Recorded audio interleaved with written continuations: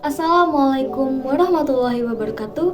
Perkenalkan, nama saya Miftahul Jannah dengan NPM 5021039. Saya dari kelas 4B PGSD. Di sini saya akan menjelaskan materi pada mata kuliah telaah kurikulum. Materi yang akan kita bahas yaitu yang pertama, standar proses pembelajaran kurikulum 2013 dan kurikulum merdeka. Yang kedua yaitu prinsip dan karakteristik pembelajaran berdasarkan standar proses. Pemerintah pusat menetapkan kebijakan implementasi kurikulum merdeka mulai tahun ajaran 2022-2023 yang dikukuhkan pada Keputusan Menteri Pendidikan, Kebudayaan, Riset, dan Teknologi Republik Indonesia Nomor 56 Tahun 2022 tentang pedoman penerapan kurikulum dalam rangka pemulihan pembelajaran. Hal ini dilakukan sebagai bagian dari upaya mitigasi learning loss akibat pandemi COVID-19 yang berlangsung lebih dari 2 tahun.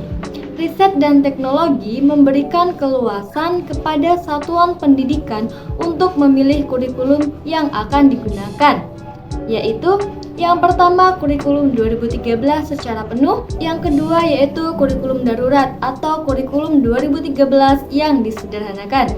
Yang ketiga yaitu kurikulum merdeka. Perbedaan kurikulum merdeka dengan kurikulum 2013 yaitu sebagai berikut. Yang pertama, kerangka dasar. Rancangan landasan utama kurikulum 2013 adalah tujuan sistem pendidikan nasional dan standar nasional pendidikan. Sedangkan kurikulum merdeka yaitu tujuan sistem pendidikan nasional dan standar nasional pendidikan, serta mengembangkan profil pelajar Pancasila pada peserta didik.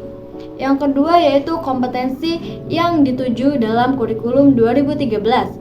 Kompetensi dasar atau KD mencakup lingkup dan urutan yang dikelompokkan menjadi 4 kompetensi inti atau KI, yaitu sikap spiritual, sikap sosial, pengetahuan, dan keterampilan. Kurikulum merdeka yaitu capaian pembelajaran disusun per fase dan dinyatakan dalam paragraf yang mencakup pengetahuan, sikap, dan keterampilan. Yang ketiga yaitu struktur kurikulum. Struktur kurikulum 2013 terdiri dari kelompok muatan nasional, wilayah, peminatan, kejujuran. Sedangkan kurikulum merdeka meliputi mata pelajaran umum dan pelajaran kejuruan. Yang keempat, penilaian.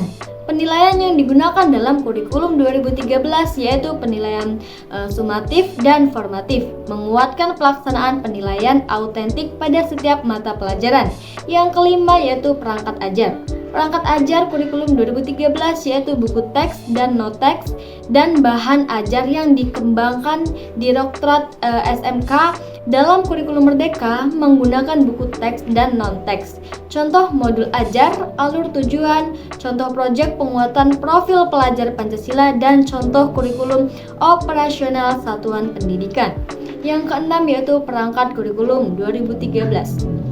Kurikulum 2013 menggunakan pedoman implementasi kurikulum, panduan penilaian, dan panduan pembelajaran setiap jenjang.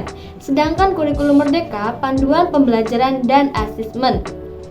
Panduan pengembangan kurikulum operasional sekolah, panduan pengembangan proyek penguatan profil pelajar Pancasila, panduan pelaksanaan pendidikan inklusif, panduan penyusunan program pembelajaran individual, modul layanan bimbingan dan konseling. Selanjutnya yaitu prinsip standar proses K13 kelas inklusif. Standar proses pembelajaran adalah kriteria minimal yang harus dipenuhi dalam proses belajar mengajar.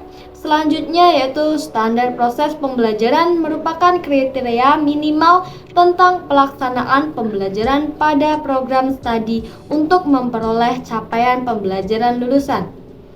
Proses belajar disajikan dengan menggunakan pendekatan saintifik yang diawali dengan proses mengamati sehingga mengomunikasikan hasil belajar yang kesemuanya dilakukan oleh peserta didik di bawah bimbingan guru.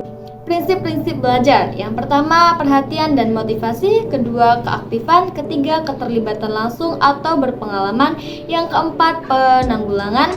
Yang kelima, tantangan. Dan balikan penguatan perbedaan individual. Demikianlah tadi materi yang dapat saya sampaikan. Jika ada kesalahan, saya minta maaf, dan kepada Allah saya mohon maghfirahnya.